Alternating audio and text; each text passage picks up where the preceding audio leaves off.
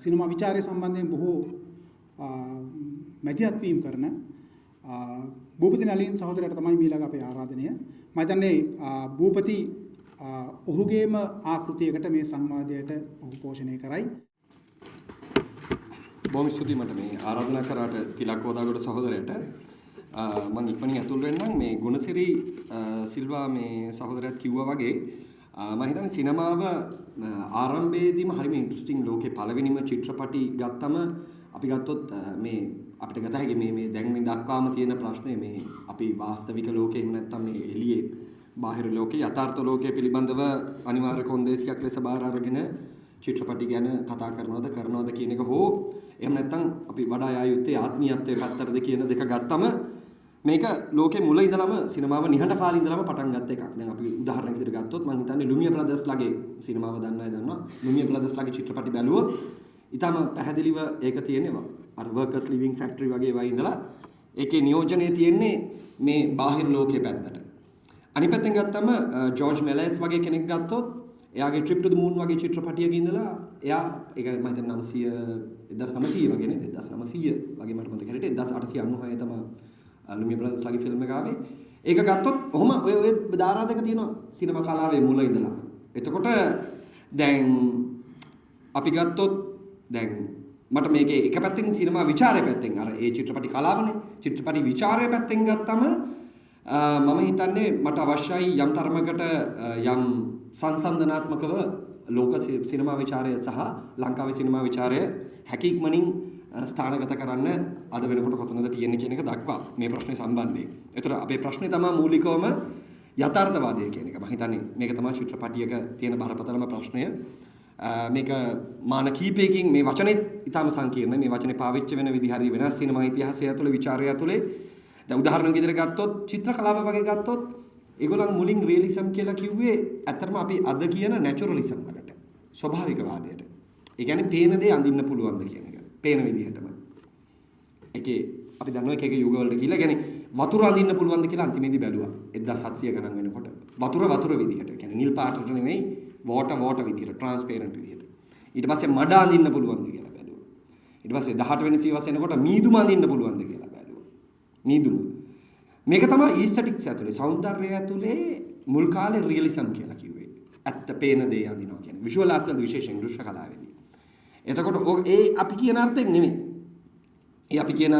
අපි කියන රියලිසම් නෙමෙයි. රයිට්? ඒතර මම කිව්වේ සියුම් වෙනස්කම් තියෙනවා මේ කලා භාවිතයේදී මේ වචනේ පාවිච්චිය සම්බන්ධයෙන් පවා. සිනමාවේ රියලිසම් කියන එක ආවේ හරිම සංකීර්ණයි. 1920 ගණන් වල ඉඳලා 30 වගේ වෙනකොට බහුවිධ මානවලින් සිනමා කලාවේ විචාරය ඇතුලේ යථාර්ථය කියන වචනේ පාවිච්චි වෙලා තියෙනවා. දැන් උදාහරණයක් විදිහට අපි ගත්තොත් රුඩෝල්ෆ් ආන්හයිම් වගේ කෙනෙක්. රුඩෝල්ෆ් ආන්හයිම් කියන සිනමා විචාරකයා ජර්මනියේ ප්‍රකට චින්තකයෙක්. මම හිතන්නේ තිලක් වදාගොඩගේ පොතේ ඒ ගැන කෙටි සටහන් තියෙනවා. රුඩෝල්ෆ් ආන්හයිම් ගත්තොත් එයා ස්වභාවිකවාදය කියලා කිව්වේ මේ ඒ වෙනකොට තිබ්බ තියට්‍රිකල් ඇක්ටිං නැතුව නේද? බොහොම ඩ්‍රැමටයිස් වෙච්ච නාට්‍ය අනුසාරී රංගනයන් නැතුව විශාල හොලිවුඩ් නිෂ්පාදනවල වගේ ලයිට් නොගහපු අපේ ඇත්ත ජීවිතේ වගේ රූපරාමු තියෙන නාට්‍ය අනුසාරී බවක් තියෙන චිත්‍රපටියක්ද කියන එක.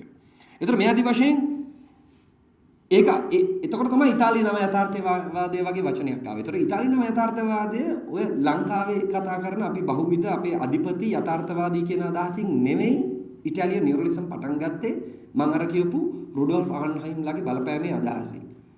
ඒතර මේකෙන් පස්සේ තමයි නිව් වේව්ස් ආවේ 950 ගණන් 60 ගණන් වෙනකොට ප්‍රංශ නවරැල්ල ගත්තොත් මට කතා කරන්න වෙලාවක් නැහැ. ඒකේ පැහැදිලිවම ආවේ ෂූටින් පැත්තෙන්. ෆිල්ම් එක ෂූට් කරනකොට සහ විචාරකයෝ අදහස් කරෙත් ඒ පැත්තෙන්. දැන් උදාහරණයක් විදිහට ගත්තොත් අන්ඩ්‍රේ බසෑන්. තිසබේසේකර ගොඩක් කතා කරලා තියෙනවා අන්ඩ්‍රේ බසෑන් ගැන. අන්ඩ්‍රේ බසෑන් වගේ සිනමා චින්තකයෙක් ගත්තොත් ඔහුගේ හැම තිබ්බේ මේ අරමුණ. එතකොට මම කැමති මේ අදහසින් සිනමා විචාරයේ අරමුණු කොටස් තුනකට වෙන් කරලා මගේ කතාව කතා කරන්න. ලෝක සිනමා විචාර ඉතිහාසයේ සිනමා විචාරකයාගේ අරමුණ පැත්තෙන් සලකුණු කරලා ඊටාම අමාරුවෙන් ලේසි නෑ මේක කරන්න. 2.4 වගේ සරල උත්තරයක් එන්නේ නැහැ. නමුත් අපි උත්සාහ කරමු යම් කිසි විදියකට. එතකොට එකක් මම කැමති ලෝකෙම ඕනම රටක ගත්තම ගොඩක් වෙලාවට පළවෙනි යුගයේ ගුණසිරි සිල්වා මහත්මයාත් කිව්වා වගේ පළවෙනි යුගයේ එන්නේ කලාව ඥානනය කරගන්නේ කොහොමද කියන එකෙන්. කලාව ඥානනය කරගන්නේ කොහොමද? දැන් උදාහරණයක් විදිහට ගත්තොත් ලංකාවේ ජයවිලාල් විලේගොඩගේ සිනමා විචාර කියෙව්වොත් ජයවිලාල් විලේගොඩට ප්‍රශ්නයක් තිබ්බේ නැහැ. ඊටාම තිබ්බෙම නැති තරම් මේ යථාර්ථය නියෝජනය කරනවද වර්කර්ස් ලෙවල් නියෝජනය කරනවද ජනතාව නියෝජනය කරනවද එහෙම ප්‍රශ්නයක් ජයවිලාල්ට තිබ්බේ නැහැ. ජයවිලාල්ට තිබ්බේ කොහොමද කිව්වේ ඉන්දියානු සිනමාවේ 13 වෙනි භාෂාව දෙවෙනි කිව්වේ 13 වෙනි භාෂාව නේද? ඉන්දියා සිනමාවේ 13 වෙනි භාෂාව. ඒ කියන්නේ ඒ කාලේ ලැන්ග්වේජස් 12කින් ඉන්දියාවේ චිත්‍රපටි හදුවා 950 ගණන් වෙනකොට මේ දේශීය සිනමාව කියලා දෙයක් නැහැ. එකතු වුණේ ඉන්දියානු සිනමාව වලට 13 වෙනි භාෂාවක් එකතු වුණා සිංහල කියලා. එහෙම තමයි කවුද ජයවිලාල් විලේගොඩ කිව්වේ. එතකොට අපිට මේක සලකුණු කරොත් මොකද්ද කියලා කියන්නේ? එයා යම් ඩෙන්ටිටි එකක් හොයනවා. අනන්‍යතාවයක් හොයනවා. දේශීය සිනමාව කියලා අනන්‍යතාවයක් හොයනවා. මේක අදටත් මේ සාකච්ඡාව තියෙනවා. හොඳේ නැත්තේ නෑ. නැත්තේ නෑ. ඒක ජයන්ත චන්ද්‍රසිරිට විතරක් අදාළ එකක් නෙමෙයි. මම දැක්ක ලක්මාල් ධර්මරත්න හිටන් කියනවා. අපේ රූපයක් හොයා ගන්න ඕනේ, දේශීය රූපයක් හොයා ගන්න ඕනේ අර මේ කියලා. ඒක නරකයි හොඳයි නෙමෙයි. මම මගේ ජජ්මන්ට් එක නෙවෙයි දෙන්නේ. අපි ඉස්සෙල්ලා සලකුණු කරගෙන යමු. එතකොට මේ පැත්තෙන් ගත්තොත් දැන් මේ යුගයේ චිත්‍රපටිකරු සිනමා විචාර පැත්තෙන් ගත්තම ගොඩ දෙනෙක් ඉන්නවා. දැන් මේගොල්ලෝ අර ගුණසිරි සිල්වා මහත්මයා කිව්වා වගේ උදාහරණයක් විදිහට හරිම ඉන්ටරෙස්ටිං දැන් රුසිය යථාර්ථවාදය කියන එක දැන් පැටලලා තියෙන්නේ වමත් එක්කනේ. වමත් එක්කනේ. ඒතර සෝවියට් යූනියන් එක මොකද්ද මේක ගැන හිතුවේ? සෝවියට් යූනියන් එක මොකද්ද ලෙනින්ගේ කාලේ ඉඳලා සිනමාව ගත්තම මොනවද හිතුවේ කිව්වොත් හරිම ඉන්ටරෙස්ටිං. දැන් පුදොව්කින් ගත්තොත් මම හිතන්නේ ඔයගොල්ලෝ අහලා ඇති. අලෙක්සැන්ඩර් පුදොව්කින් නේද? අලෙක්සැන්ඩර් පුදොව්කින් නේද? පුදොව්කින් ගත්තොත් එයා තමයි ෆිල්ම් ටීචර්. රෂියාවල ලොකුම ෆිල්ම් ටීචර්. ඊට පස්සේ ගත්තම ලෙව් කොලෙෂෙව්. එයා තමයි අයිසන්ස්ටයින්ගේ ටීචර්. සර්ජියම් අයිසන්ස්ටයින්ගේ. ඒගොල්ලෝ තමයි ලෝකේ පළවෙනි ෆිල්ම් ස්කූල් එක හැදුවේ. සෝවියට් යූනියන් එකේ මේ 1921 බලයටපත් වුණාම ලෙනින්ගේ බිරිඳ තමයි ඩිරෙක්ටර් හිටියේ. ඒ ඇවිල්ලා චිරන්ති රාජපක්ෂ ඉන්නවා වගේ නෙවෙයි. එයා සිනමාවට සම්බන්ධ කෙනෙක්. රයිට්? එතකොට ඒ කියන්නේ ඒගොල්ලෝ මොකද්ද ගත්තේ? ඒගොල්ලෝ ගත්තේ සිනමාවේ ෆෝම් එක.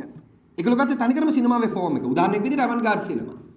පෙරටුගාමී සිනමාව ගත්තම කිසිසේ ඔයගොල්ලෝ පුළුවන් නම් බලන්න ඔය මේ ඩිබේට් එකක්කුත් ගියා ඔය සම්බන්ධව මට ඒ රෂියන් ඇලෙක්සැන්ඩර් එයාගේ නම රෂියන් ඇලෙක්සැන්ඩර් බොග්දනෝව් කියලා. ඇලෙක්සැන්ඩර් බොග්දනෝව් කියලා එයා මේ කලා සංවාදයේ හින්දා ලෙනින් එක්ක තරහ වෙලා බොල්ෂෙවික් පාර්ටියෙන් අයිනුත් වුණා.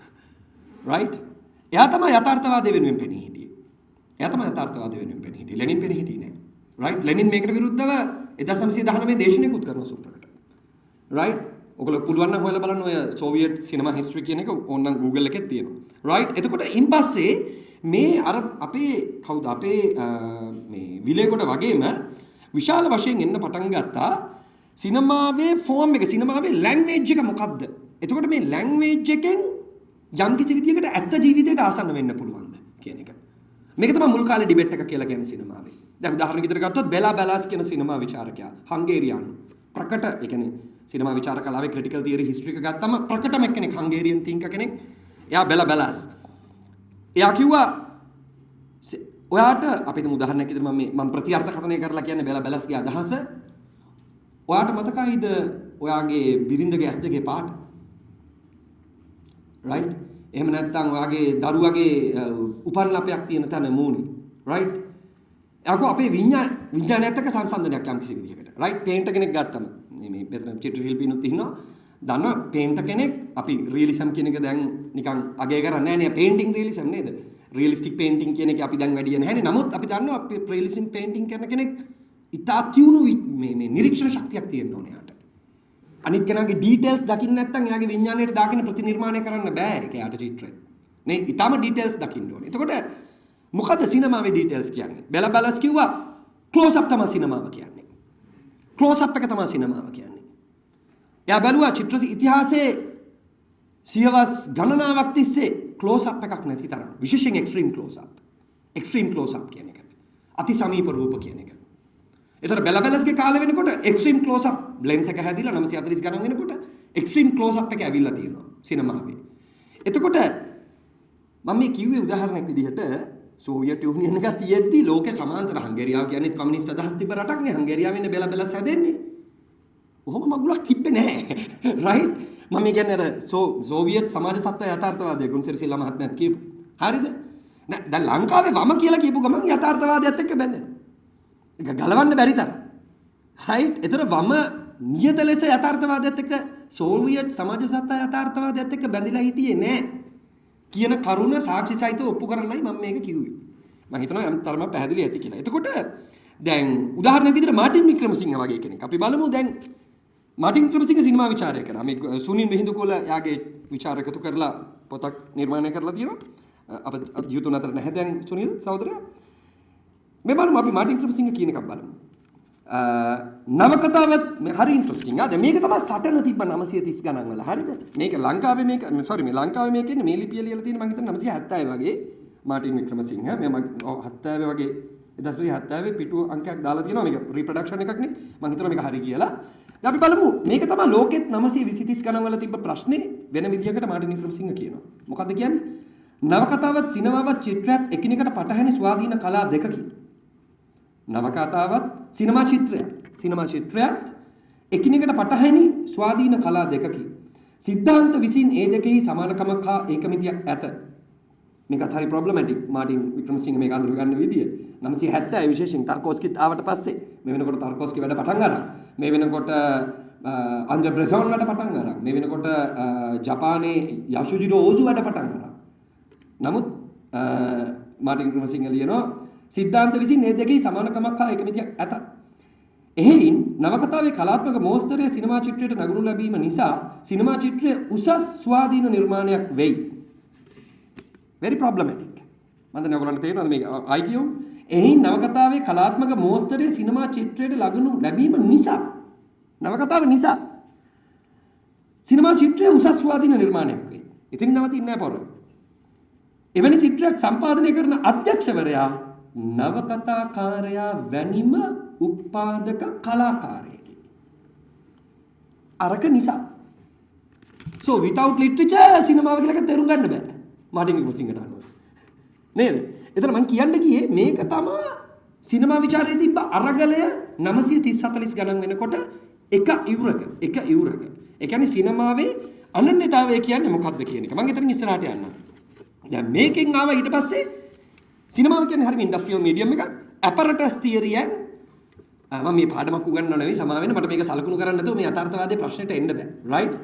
ඇපරටස් තියරි and ඊස්තටික් තියරි කියලා දෙකට කඩුණා ආයි 920 ගණන් වල අග වෙනකොට. ඒ කියන්නේ ඇපරටස් කියලා කියන්නේ මේ උපාංග මේ සිනමාව කියන්නේ අත්‍යන්තයෙන්ම තාක්ෂණික මීඩියම් එකක් නේ. තාක්ෂණික මාධ්‍යයක් නේ. දෙවෙනි කාර්මික කලාව.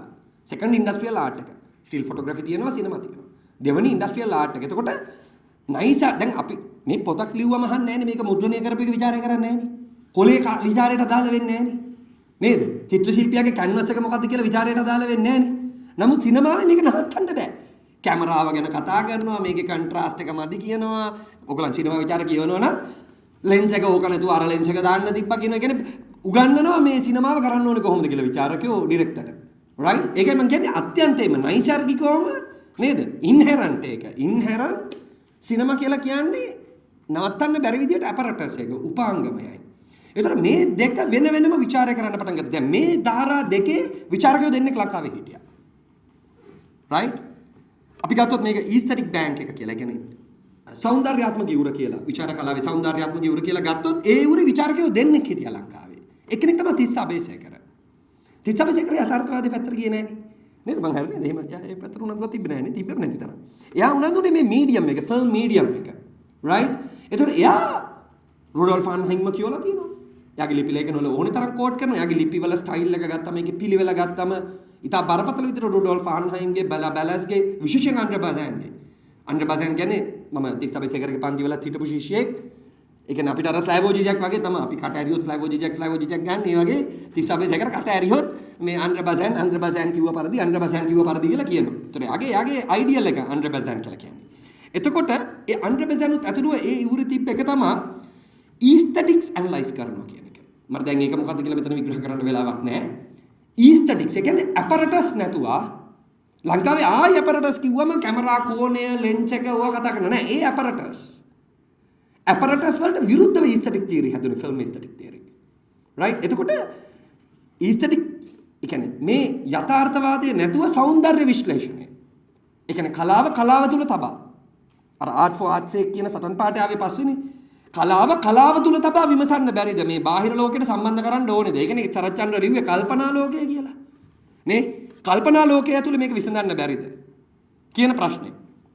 ඉතින්ට ආපුවම අපිට හිටියා විචාරකයෝ දෙන්නෙක් ලංකාවේ. අනිත් කෙනා චන්දන සිල්වා. ගොඩක් අයට මතක නැතුව ඇති. නේද? චන්දන සිල්වා. පොත්පත් හතක් ලියලා තියෙනවා. මෙතන සරසවි පතර ඉංග්‍රීසියෙන් කියවපු ඉතාම ප්‍රකට බුද්ධිමතෙක් උදාහරණයක් විදිහට මම යෝජනා කරනවා තාමත් මාකට් එකේ තියෙනවා ප්‍රසන්න විතානගේගේ ඉරමැදියම තිර රචනය. මම හිතන තාමත් බුක් ෂොප් වල ගන්න තියෙනවා. පුළුවන් නම් ඒක අරගන්න මේ පොතෙන් භාගයක් විතර තියෙන්නේ චන්දන සිල්වා ලියපු රසවින්දනය. සෞන්දර්යාත්මක රසවින්දනයක් ඉරමැදියම චිත්‍රපටය පිළිබඳව. රයිට් ඒක තාම මාකට් එකේ තියෙනවා චන්දනගේ පොත්වලින්. අරන් බලන්න එතකොට මේ ධාරාව ආව එක පැත්තකින් very seriously. දැන් එතකොට ෆිල්ම් මීඩියම් එක දැනගෙන ඉන්න ඕනේ. ෆිල්ම් ඊස්තටික් හිස්ටරි දැනගෙන ඉන්න ඕනේ. හැබැයි පුතේ පොඩි ප්‍රශ්නයක් එනවා. මට පොඩි ප්‍රශ්නයක් තියෙනවා. ඒ තමයි මේගොල්ලෝ ඊස්තටික් ජජ්මන්ට්ස් දෙනවා. චන්දන සිල්වා, තිස්සා බේසේකර. ඒ කියන්නේ මෙන්න මේක තමයි this is what you call cinema. මෙන්න මේක සිනමා නෙවෙයි කියලා. දැන් ඒ කැලල මගේ අදහස න්‍යායිකව ඊටම බරපතල ප්‍රශ්නකාරී. මෙන්න මේවා කලාව දැන් ගුණසිරිත් කිව්වේ දැන් අර ගුණසිරිත් කියන්නේ විශේෂයෙන් මේ પરම්පරාවට පොප් ආර්ට් කියන එක මිස් වුණා. දැන් ගුණසිරිත් සහෝදරයා කිව්වේ බොහොම අවංකව 4 දිනම සූරුව නම් මට සෙට් වෙන්නේ නැහැ අරෙන්නේ කියලා. මම හිතන්නේ දැන් විදර්ශනලා අපිට ඔය ලෙඩේ නැහැ. ඒ අසනීපේ නැහැ. අපිට වෙන ටූල්ස් තියෙනවා ඒකට ඇතුල් වෙන්න. අපේ પરම්පරාවට. එක්ස් කණ්ඩායමට පින් සිද්ධ වෙන්න. රයිට්? අපේ પરම්පරාවට ඒකට ටූල්ස් තියෙනවා. ස්ලෑවෝ ජියක් වගේ කෙනෙක් ගත්තොත් එයා ටයිටනික් කතා කරනවා, ෆ්‍රෙඩරික් ජේම්සන් ගත්තොත් හිච්කොක්ව කතා කරනවා, කුබ්රික්ව කතා කරනවා, සම්මත ආකෘතියේ කියන්නේ සම්භාව්‍ය සෝ කෝල් ක්ලාසිකල් ලක්ෂණ නැති. මේගොල්ලෝ අමාරු එකක් නෑ. මේගොල්ලන්ට බෑ. ඒතර මේගොල්ලෝ ජජ්මන්ට් දෙනවා. එකක් තමයි සිනමාව වන්නේ මොකද්ද නොවන්නේ මොකද්ද කියලා උසාවි තීන්දුවක් වගේ ඒගොල්ලන්ගේ ඔළුවේ විනිශ්චයක් තියෙනවා. මේක මම හිතන්නේ උදාහරණයක් විදිහට ඉමනුවෙල් කාන්ට් වගේ තින්ක කෙනෙක්ගෙන් අරගෙන බරපතල විදිහට අපිට ප්‍රශ්න කරන්න පුළුවන් සීමාවක් ඒකේ තිබ්බ. රයිට්? අපි යමු ඊගාව කැලට යථාර්ථය ඥා. දැන් පළවෙනි එක තමයි මම ඔය විග්‍රහ කරේ අර පළවෙනි යුර. ඒ කියන්නේ කලාව ඥානනය කිරීම තමයි විචාරකයාගේ අරමුණ උනේ. කලාව කියන්නේ මොකද්ද? සිනමාව කියන්නේ මොකද්ද? සිනමාව නොවන්නේ මොකද්ද? ඒක තමයි ඒ විචාරක ගුරුකුලයේ ඒ પરම්පරාවේ අරමුණ උනේ. ඒක යථාර්ථයට සම්බන්ධයක් තිබ්බේ නැහැ. යථාර්ථයට තිබ්බනම් තිබ්බ එකම අදහස තමයි මම අර සාරාංශ කළේ. ඒක නැචරලිසම් අදහසකින්. අපි දැන් නැචරලිසම් කියලා කියන එකෙන් තමයි ඒගොල්ලෝ රියලිසම් කිව්වේ. ඇක්ටිං රියලිස්ටික්ද? අර ඉස්සර අපි කියන්නේ අපෝ නිකන් මේ කවුද රුක්මනී දේවිගේ ඩයලොග් කියනවා වගේ යථාර්ථවාදී ඩයලොග් නෑ. ඒ කියන්නේ ඇත්ත ජීවිතේ මිනිස්සු කතා කරන විදිහ කියලා දැන් තිස්සා බේසේකර කොට කිව්වා භව්‍ය අභව්‍ය කියලා. භව්‍ය අභව්‍ය. ඒ කියන්නේ වෙන්න පුළුවන් ඒක තමයි විචාර කලාවේ තිබ්බ ඒ කාලේ තිබ්බ අධිපති නේද මේ ගුණසිරි අයියා කියන්නේ මේ නේද අධිපති ටර්ම් එක. භව්‍ය අභව්‍ය වෙන්න පුළුවන්ද වෙන්න බැරිද කියලා. ඕක ගැන කියලා තමයි අර විදර්ශන සහෝදරයාගේ YouTube කට් එකක් ගිහලා තිනවා භව්‍ය අභව්‍ය තේරුම් කරවන්න ගිහලා තමයි මම අර මෙයාගේ දමිතාපේ රත්නන්ගේ ප්‍රශ්නේ කිව්වේ ඊයේ පෙරේදා ඒක අර කැලල කපලා තමයි ගිහිල්ලා තියෙන්නේ වීඩියෝ එකේ. රයිට්? එනිවේ. එතකොට යථාර්ථවාදය පිළිබඳව ප්‍රශ්නයක් තිබ්බේ නැහැ සෝවියට් යුනියන් එක පටන් ගනිද්දී. සිනමාවේ. ඒගොල්ලන්ට තිබ්බේ ෆෝම් එකත් එක්ක ප්‍රශ්නයක්. ආකෘතියත් එක්ක. එතකොට ගුණසිරි අයියේ මාර ප්‍රශ්නය ඒ කියන්නේ කොමියුනිස්ට් කියනකට වඩා මම කැමති ඒකට USSR ඒ කියන්නේ මේ සෝවියට් සිනමාව. සෝවියට් සමාජ සත්‍ය යථාර්ථවාදයක් නෙමෙයි. සෝවියට් සිනමාව කියන්නේ සමාජ සත්‍ය යථාර්ථවාදය නෙමෙයි. යා සෝවියට් සිනමාව විශාලයි. ඒක එක කෑල්ලක් තමයි සමාජ සත්‍ය යථාර්ථවාදය කියලා කියන්නේ. රයිට්? ඒතර සෝවියට් ෆිල්ම් කියලා කියනකොට අපි 921 ඉඳලා සෝවියට් යුනියන් එක හදපු තැන ඉඳලා බැලුවොත් අවන්ගාඩ් මූවමන්ට් එක තමයි අධිපති උනේ. ඒගොල්ලෝ තනිකර ෆෝම් එක එක්ස්පෙරිමන්ට් කරේ ෆිල්ම් ෆෝම් එක. ඒතර දැන් මේක ප්‍රධාන වෙනසක් පැරණි කොමියුනිස්ට් වාමාංශික ලංකාවේ හිටපු සිනමා විචාරකයන්ගේ මම හිතන්නේ අපේ පරම්පරාවේ. මම හිතන්නේ ඛණ්ඩනය කරේ දීප්ති කුමාර ගුණරත්න. එයා තමයි ඛණ්ඩනය කරේ. මොකද්ද? අපි ගත්තොත් ලංකාවේ සම්මත ආර්ට් විග්‍රහයකට ගියොත් යම් සරලමතික ආකාරයකට කෙටි කරන්න ඕනේ හින්දා ඒ තමයි පැරණි වමේ ආය උනන්දුනේ චිත්‍රපටියේ සාරය ගැන එසන්ස් එක ගැන පැරණි වාමාංශික විචාරකයෝ යථාර්ථවාදී විචාරකයෝ ඒගොල්ලන්ට ෆෝම් එක අහුවෙන්නේ නැහැ ෆිල්ම් එකේ ෆෝම් එකයි අන්තර්ගතයයි අතර ගැටුම පේන්නේ නැහැ ඒක තමයි ධර්මසිරි අයියලාගේ ෆිල්ම් ආපුවම වසන්ත ඔබේසේකරගේ ෆිල්ම් ආපුවම ආකෘතික හරඹයන් කියලා බෝඩ් එකක් ගැහුවේ ඔය ඇතුළුව නේද ගුන්සරේ මගේ අනිත්තා ගැහුවා හැබැයි අනිත්තා වසන්තර ගැහුවා නේ ගැහුවා ඔව් අනිත්තා ගැහුවා තෙන් සිනිසිත් එකෙන් එමත් يعني විචාර විවේචනය කරන අය ගැහුවා ආකෘතික හරමෙන් කියලා විශේෂයෙන් බණ්ඩා ධර්මසිරිට නේද විශේෂයෙන් හංස විලක් එකට රයිට් එතකොට මම හිතන්නේ හංස විලක් පිළිබඳව යම් කිසි විදියක දීර්ඝ ගැඹුරු කියවීමක් ආවේ 2002 හෝ 3 නේද නිර්මල් ලන්ඩන් එකේ නිර්මල් රංජිත් ඉන්නවා මෙතන සංස්කාරකවරයෙක් මම හිතන්නේ ලන්ඩන් සකරාවේ මේ ඒකේ දීප්ති ලියපු ලිපිය 2002 3 වගේ. ඒතොර 980 ද කොහෙද මුලින්ම හංස විලක් ආවේ. ඒතකොට මම කියන්නේ පැරණි වමට essential ඒ කියන්නේ යථාර්ථවාදය කියන එක කලා ආකෘතිය පැත්තෙන් ගත්තොත් අන්තර්ගතයක් විදිහට තමයි කලාව සලකන්නේ. ආකෘතිකව සලකන්න බෑ. ආකෘතිකව සලකන්න ගියොත් ඔය ෆිල්ම් මීඩියම් එක කතා කරන්න ඕනේ. සිනමා මාධ්‍ය දැනගෙන ඉන්න ඕනේ. ඒ ප්‍රශ්නෙත් තියෙනවා. රයිට්? අපි ඉස්සරහට. එතකොට දැන් මේක ලොකු ප්‍රශ්නයක් නේ. දැන් මම ගුණසිරි අයියාගේ පොත තියෙනවා මගේ ගාව සිනමා විචාර එකතුව. මම ඒක බලනකොටත් යම් යම් විචාර තියෙනවා. දැන් ඊයේ පෙරේද මම සෑහෙන මේ අන්තිම අවුරුදු දෙකේ මම ලංකාවේ 70 දශකයේ ආපු අර සම්මත අර ලොකු සම්භාව්‍ය කියලා වෙන්නේ නැති සිනමාකරුවන්ගේ චිත්‍රපටි මම පරණේව හොය පුළුවන් තරම් බලනවා. සුගත බලසේනරත් යාපා වෙන්න පුළුවන්. යස් බාදනානකාර වෙන්න පුළුවන්. නේ බොහෝ සිනමාකාරයෝ චන්ද්‍රරත්න මාපිටිගම වෙන්න පුළුවන්. 80 දශකයේ වෙනකොට මේ සිනමාකරුවන්ව සලකන්නේ නැහැ ලංකාවේ. නේද? හැමදාම ධර්මසේන පතිරාජ වසන්ත වේගර ලයිස්ට්ුවක් තියෙනවනේ හැමදාම කතා කරන්නේ ජාතියේ සිනමාකාරයෝ ටිකක්. ඉතුරු සිනමාකාරයෝ සිනමා කරලා නැහැ වගේ. රයිට්? ඕක කරෙත් මම කියන්නේ හරි ඉන්ටරෙස්ටිං. ඔයගොල්ලෝ අරන් බලන්න ගුණසිරි අයියාගේ එහෙම සමා වෙන ගුණසිරි අයියා කියන්නේ මම හිතන්නේ ගුණසිරි අයියා බොහොම අවංකව ඒක දැන් පිළිගන්නේ ඉඳ ගැටලුවක් නැහැ. කියන්නේ දැන් වෙනකොට සම්පූර්ණ වෙනස් රීඩින් එකක් දෙන්න පුළුවන් මේ චිත්‍රපටි පිළිබඳව. ඊටාම වෙනස් රීඩින් එකක්. දැන් උදාහරණ ගෙදර ගත්තොත් අපි තුමු මේ මංගල තෑග්ග වගේ චිත්‍රපටියක් ගත්තාම. මංගල තෑග්ග වගේ චිත්‍රපටියක්. දැන් මේකේ පන්තිය හොයන්න ගියොත් මල කෙලියක් නෙවෙන්නේ. මංගල තෑග්ග ආකෘතිකව සංකීර්ණක් නැහැ. ආකෘතිකව කියන්නේ ෆිල්ම් මේ එඩිටින් අර මේ ගත්තොත් ලීනිය කතාවක්, රේඛීය කතාවක්. මම මේ උදාහරණයක් කිව්වේ. අපි එමු අපේ මාතෘකාවට. එතකොට දැන් මම කැමති මේ සුචරිත ගම්ලත්ගේ. දැන් සුචරිත ගම්ලත් විශාල අරගලයක් කළා සරත් චන්ද්‍රගේ කලා භාවිතයට විරේව. සරත් චන්ද්‍රගේ විචාර කලාවට එරෙහිව. එතකොට දැන් එයා මේ පොත පුළුවන් නම් කියවන්න මේක මම හිතන්නේ දේශනමාලාවක් ගම්ලත් කරපු මේ කලාව සහ විඥානවාදය කියලා. කලාව සහ විඥානවාදය කියලා මේක දැන් සල්ලි වලට නම් ගන්න නෑ මේ ලයිබ්‍රරි එකකින් පුළුවන් නම් බලන්න. මේකේ 91 පිටුව. 91 පිටුවේ මේ කාරණේ ලියනවා ගම්ලත්. මේ කාරණේ ලියනවා ගම්ලත්. ගම්ලත් ඔය මම විග්‍රහ කරන්න උත්සාහ කරපු සෝවියට් ප්‍රශ්නය.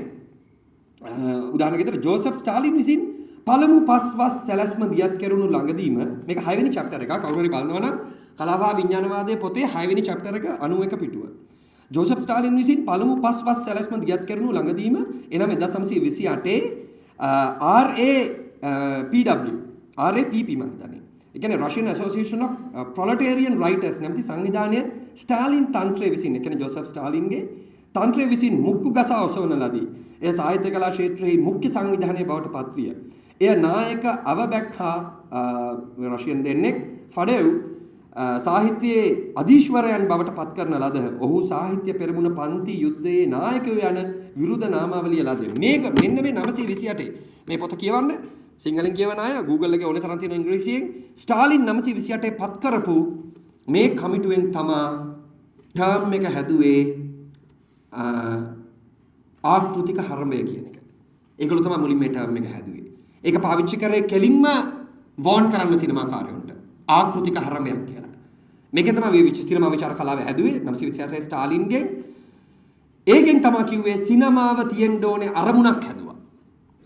ඒකෙන් තමයි සෝවියට් සමාජ සත්‍ය යථාර්ථවාදය පටන් ගත්තේ ස්ටාලින්ගේ කාලේ. ප්‍රඥප්තියකින් 928 ඒක ඒ කියන්නේ මේ ડોකියුමන්ට් කරලා ලේඛනගත කරලා නිල වශයෙන් කිව්වා මොකද්ද කරන්න ඕනේ? කලාව තියෙන්න ඕනේ working forces පෙන්වන්න. කලාවෙන් තියෙන්න ඕනේ working මේක මම හිතන්නේ අදටත් පුදුම ප්‍රශ්නයක්. අපි මොන හරි කතා කරන්න ගියාම මටත් මම හිතන්නේ පොඩ්ඩක් ලාවට තියෙන්නේ නැත්තේම නෑ. හරිද? ඒ කියන්නේ කලාකෘතියක කොහෙන් හරි working forces පෙන්ව ගන්න ඕනේ. මොකක් හරි සම්බන්ධයක් තියෙන්න ඕනේ මේකට working force එකට. නැත්තම් නිකන් ආර්ට් වර්ක් එකක් නෙමෙයි වගේ. ඒතකොට කලාව උනනේ වෙනවා. අපිට මගේ සාරාංශය නම් මේක propaganda. This is bloody propaganda. මේක ප්‍රචාරකවාදය. right? ඒ කියන්නේ තනිකර දේශපාලන ඉලක්කයක් වෙනුවෙන් සම්පූර්ණ කලාව ඌනනය කරන්න හදනවා. ඉතින් මම හිතන්නේ මම කියන්නේ ඒකෙන් සංකීර්ණ සිනමා විචාර කලාව බිහිවුන්නේ නැහැ කියලා නෙමෙයි. දැන් උදාහරණයක් විදිහට ගත්තොත් ජී.වී. ප්ලැනර් මම හිතන්නේ අද අපිට මොන විවේචන තිබ්බත් විශාල දායකත්වයක් දීලා තියෙනවා මේ ජාතියේ ඒ කියන්නේ ස්ටාලින්වාදී නොවුනට working forces පිළිබඳව කතා කරපු විචාරක. ඒ වගේමයි ස්ටාලින්වාදී ඔය නිලධාරී තන්ත්‍රයට සම්බන්ධයක් නැති වුණත් අපි හිතමු ජෝර්ජ් ලුකාෂ් ගම්ලත් කතා කරමු. ගම්ලත් මේක ලිව්වා. ගම්ලත්ටත් බැරි වුණා. ගම්ලත් මේක ලිව්වා. ගම්ලත් අවබෝධයක් තිබ්බා. ගම්ලත් ඉදා පැහැදිලි අවබෝධයක් තිබ්බා මේ ස්ටාලින්වාදී සමාජ සත්‍ය යථාර්ථවාදී පිළිබඳව සහ working forces වලට උනනය කරන්න බෑ කියන එක. නමුත් අපි තව ටිකක් කතා කරන් යද්දි බලමු ඊගාව යුගය කතා කරනකොට ගම්ලත්ලට අහුවෙන්නේ නැති එක මොකක්ද කියලා.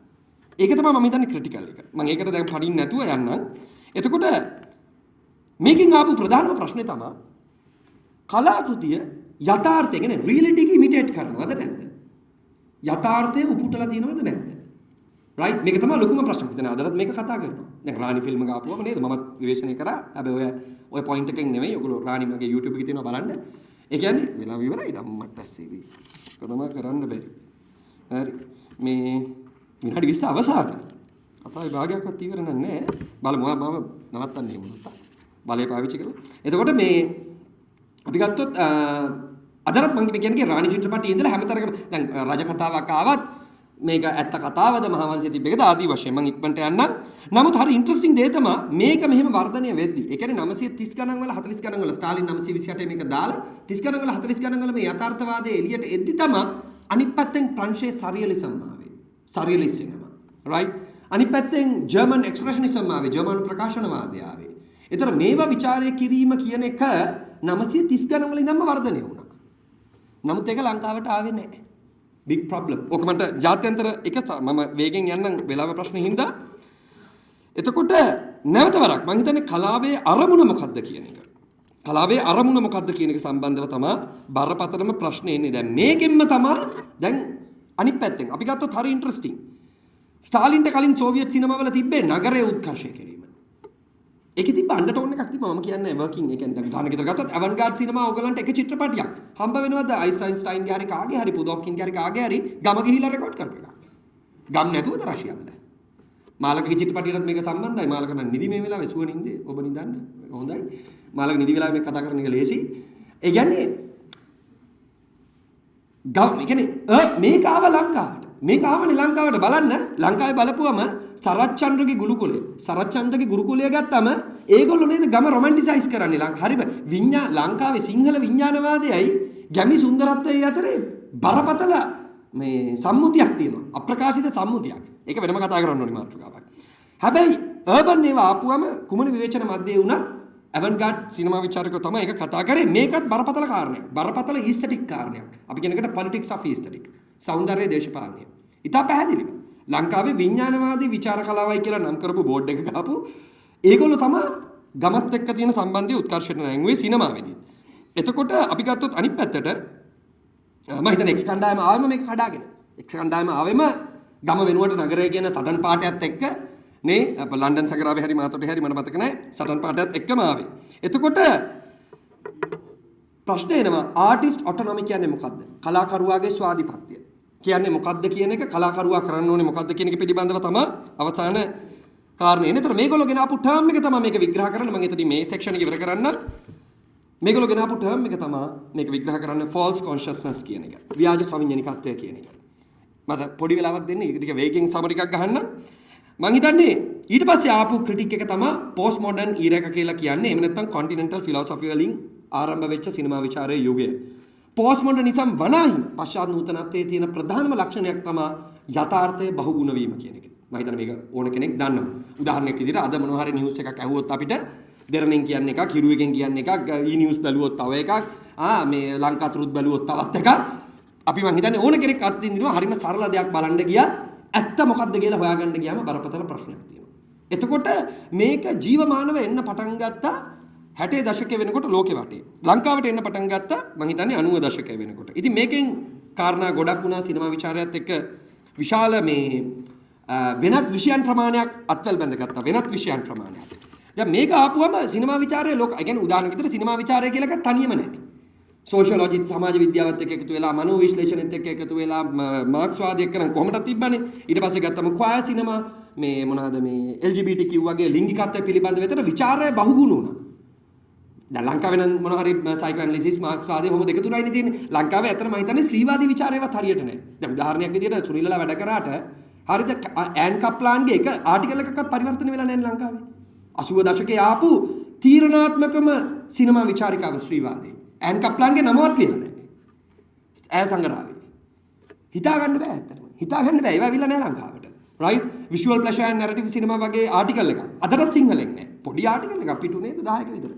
කවුද ඒක ලිව්වේ මේ අපේ visual pleasure narrative cinema මතක නැහැ නේ මට එන්නේ ලෝරා මල්වේ thank you ලෝරා මල්වේ ලියපු visual pleasure narrative cinema කියන ආටිකල් එක අදටත් නැහැ සිංහල පරිවර්තනයක් anyway ඒවා තියෙද්දි මම මේ කියන්නේ මම අතුරුදී මගෙන් අහන්නේ ඔයා පරිවර්තනය කරන්න ඉතියි කියලා හරිද එතකොට මම කියන්නේ බහුවිධ වුණා සිනමා විචාරය දැන් හැබැයි ඉන්ටරෙස්ටිං දෙයක් තියෙනවා මම මේ කියන්නේ මේ යුගයට අපිට කියන්න පුළුවන් විඥානයේ ඥානයනේ කරගැනීමේ යුගය. දැන් මේක නැවත අර මෙතන හැඳින්වීමේදී කියනවා වගේ yes විඥානයේ පැත්තට තමයි වැඩි බර තියෙන්නේ. විඥාන වාදයේමද කියන නම නොදායිමු. කොදාගොඩගේ පොතේ සල්කුණු කරනවා වගේ විඥානයේ පැත්තට තමයි මේ විචාර කලාවේ බර වැඩිපුර තියෙන්නේ. එතකොට දැන් මේකදී ආපු චෝදනාවක් තමයි අපිටත් අදටත් එන චෝදනාවක් තමයි ඕගොල්ලෝ සිනමා විචාරය නෙමෙයි. එතකොට සිනමා විචාරකයාගේ ගෝල් එක මොකද්ද? මම අර මුලින්ම කිව්වේ ඉලක්කය මොකද්ද කියලා. එතකොට ආර්ට් වර්ක් එක කියන එක කලාකෘතිය කියන එක වෙනත් චින්තන භාවිතයක ඔබ්ජෙක්ට් එකක් බවට උනනේ වෙනවා. මම ආයි කියන්නම්. කලාව කියන එක වෙනත් චින්තන භාවිතයක ඔබ්ජෙක්ට් එකක් බවට වස්තුවක් බවට උනනේ වෙනවා. ඒ කියන්නේ ෆිලොසොෆි තේරුම් කරවන්න තියෙන උදාහරණයක් කලාව කියන්නේ. නේද? සයිකෝ ඇනලිසිස් තේරුම් කරවන්න තියෙන උදාහරණයක් සිනමාව කියන්නේ. දැන් මේක තමයි මම හිතන්නේ යම් කිසි විදියකට X කණ්ඩායමේ භාවිතාව වුනේ. මේකට කවුන්ට් එකක් ආවේ නැති එකයි ප්‍රශ්නේ. X එකට ඒක කරන් දීප්ති කුමාර ගුණරත්නට ඒක කරන්න අයිතියක් නැහැ නේ අනිවාර්යෙන් අයිතියක් තියෙනවා no problem මේක. ඒක ප්‍රශ්නයක් නෙවෙයි. දීප්තිගේ බෙල්ලෙන් අල්ලන් වැඩක් නැහැ. ඉතුරු විචාරකයන්ට මොකද උනේ? නේ හැම වෙලෙම මෙහෙම ධාරාවන් තියෙනනේ ලෝකෙත් මේක ආවනේ. හැබැයි ඉන්ටරෙස්ටිං දෙයක් තියෙනවා. මම හිතන්නේ දීප්තිට අමතක වෙලා පොඩ්ඩක් දීප්ති මොකද්ද කරේ කියලා. මේ ඊටම වටින පොතක් තියෙනවා දීප්ති මෑත කාලේ කරපු විමුක්තිගේ පැතල යථාර්ථය කියලා විමුක්ති ජයසුන්දරගේ සිනමාව පිළිබඳව කරපු පොතක්. right මේක දීප්ති හරි ඉන්ටරෙස්ටිං ඡේදයක් තියෙනවා.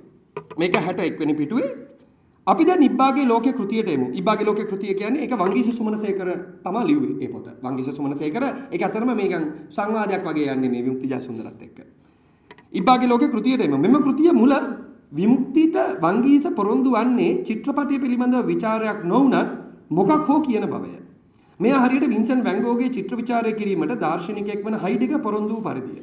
හයිඩෙගර් අවසානයේ ඇසුවේ සපත්තුවල අයිතිකාරයන් පිළිබඳවය. උත්තරය නරක නැත. එපරිදිම වංගීස කතා කරන්නේ ක්වින්ටන් නියසු ගැනය. විමුක්ති විසින් ඒ ගැන පැමිණි කරන්නේද නැත. සිනමා විචාර මේ යුගයේ දුර්වල වන්නේ අන්න මට ප්‍රොබ්ලමැටික් වාක්‍ය දීප්තිගේ. සිනමා විචාර මේ යුගයේ දුර්ලභ වන්නේ. ඒ කියන්නේ හොයාගන්න අඩුයි. ඒවාට වඩා වැදගත් වැඩ විචාරකයන්ට තිබෙන නිසාය. ඉබ්බාගේ ලෝකය තුල නැත්තේම සිනමා විචාරයයි. දැන් මේ පොත මන් කියුවා ඉවරට. දැන් මේ දීප්ති ගෙනාවු සම්ප්‍රදාය. දීප්තිට මතක නැති වෙලා වගේ මට වෙන්නේ. රයිට් දීප්තිගෙන් අහපු ප්‍රශ්නේ මේක එළිය කට්ටිය. කොහොමද සිනමා විචාරය කියලා. මම හිතන්නේ මේක තමයි ප්‍රොබ්ලමැටික් එක මේ යුගයේ ආපු. ඒ කියන්නේ අපි ගත්තොත් ෆ්‍රෙඩරික් ජෙම්සන් වෙන්න පුළුවන්, ස්ලැවෝ ජිජැක් වෙන්න පුළුවන්. එහෙම නැත්නම් වෙනම සිනමා විචාරකව කට්ටියකුත් ඉන්නවා. දැන් උදාහරණයක් විදිහට ගත්තොත් අපි ගත්තොත් ටොඩ් මැගෝවන් වගේ කෙනෙක්. එහෙම නැත්නම් රොබර්ට් පිපින් වගේ කෙනෙක්. එහෙම නැත්නම් අපි හිතමු මිෂෙල් ෂියෝන් වගේ කෙනෙක්. ඒගොල්ලෝ වෙනම සිනමාවටම කැප වෙලා සිනමා ඉතිහාසය හදාරලා සිනමා විචාර කලාව හදාරලා මේ මැත්තේ මේ වෙනුවෙන්ම පොත කරන්නේ. දැන් ජිජැක්ගේ අපි ගත්තොත් ක්‍රිස්ටොෆ් කිස්ලොස්කි ගැන කරපු Flight of Real Tears පොත ගත්තත් එහෙම නැත්නම් හිච්කොක් ගැන කරපු Everything Everywhere Always Everything You Always Wanted to Know About Lacan But Were Afraid to Ask from Hitchcock කියන දිග නම තියෙන ඒ පොත ගත්තත් ඒ පොත්වලත් මුඛ්‍ය අරමුණු සිනමාව තේරුම් ගැනීමමද කියන එක බරපතල ප්‍රශ්නයක්. ඒක වරදක් නෙවෙයි මම මේ කියන්නේ. ඒක වෙන සම්ප්‍රදායක්, ගුරුකුලයක්. හැබැයි මම හිතනවා ලංකාවේ සිනමා විචාර කලාවේ තිබ්බ ප්‍රොබ්ලමැටික් එක තමයි බරපතල විදිහට සිනමාව ඒ කියන්නේ සිනමා මීඩියම් එක තුල තියලා මේක ගේනවද කියන එක. ඒතර මට තියෙන ප්‍රශ්නේ තමයි මේ වංගීසගෙන් මේ ප්‍රශ්නේ අහනකොට දීප්තිටම තිබ්බ චෝදනාවක් දීප්ති වංගීසගෙන් අහන්නේ කොහොමද කියන එක විතරයි මට තියෙන ප්‍රශ්නේ. එතකොට අපි එතනින් එහාට ගියොත් මම ඉවර කරනවා මගේ ඉවර නැති වුණාට ඉවරම කරනවා අවසාන වශයෙන් මට ඊටු ටික කියන්න බැරි වුණා. අපි මේක පස්සේ හරි කතා කරමු. මම හිතන්නේ මගේ යෝජනාව තමයි කෙනෙක් අහන්න පුළුවන් වගේ යෝජනාව මොකද්ද කියලා. දැන් මම පැහැදිලිව පිළිගන්නවා ලංකාවේ සිනමා විචාර කලාවේ මගේ පෞද්ගලික අදහස, මගේ කියවීම ලංකාවේ විචාර කලාවේ පැරඩයිම් ෂිෆ්ට්ස් දෙකයි තියෙන්නේ. ලංකාවේ සිනමා විචාර ඉතිහාසයේ පැරඩයිම් ෂිෆ්ට් දෙකයි තියෙන්නේ. ඒ කියන්නේ සුසමාදර්ශී විතන්වීම අර ග්‍රවුන්ඩ් බ්‍රේකින් චේන්ජස් දෙකයි තියෙන්නේ. ඒ තමයි සුචරිත ගම්ලත් සහ දීප්ති කුමාර ගුණරත්න.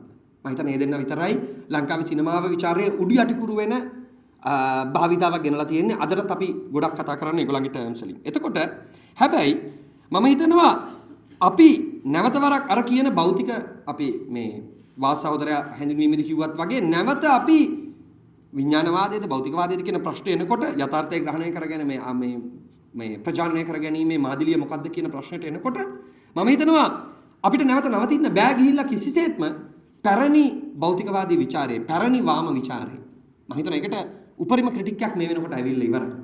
එතකොට මට තියෙන ප්‍රශ්නේ තමයි මම හිතන්නේ අපි කොහොමද දැන් කෝදාගේ පොත ගත්තත් මම හිතන්නේ තිලක් කෝදාගොඩගේ පොත ගත්තත් මම හිතන්නේ ඒකේ ඩිසයින් එකේ ඉඳලා මේකේ තියෙන වාග් විලාසයේ ඉඳලාම මම හිතන්නේ බරපතල විදියට එක්ස් කණ්ඩායමේ ඌරුව සහ ඒ නියෝජනය තමයි තියෙන්නේ කියලා මගේ නිරීක්ෂණය. ඒ පොත කියවුවම. එතකොට මම හිතනවා ඒ කියන්නේ අපිට තියෙන චැලෙන්ජ් එක තමයි මම මෙහෙම කියන්නම්.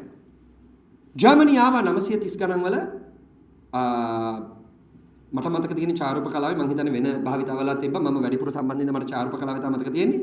මේ ප්‍රශ්නය එනකොට ජර්මනියේ කලාකරුවන් අලුත් මූවමන්ට් එකක් ආවා. ඒ මූවමන්ට් එකේ නම නිව් ඔබ්ජෙක්ටිවිටි. කියන්නේ නව වාස්තවිකත්වයක්. නිව් ඔබ්ජෙක්ටිවිටි මූවමන්ට් කියලා තමයි ෆොටෝග්‍රැෆි මූවමන්ට් එක ආවේ. ඒතර මගේ අපි මම හිතන්නේ කල්පනා මට විස්තර කරන්න වෙලාවක් නැහැ දැන් සමා වෙන්න. මම මේක ඉස්සරහට දීර්ඝව අනිවාර්යෙන් ලියන්න උත්සාහ කරනවා.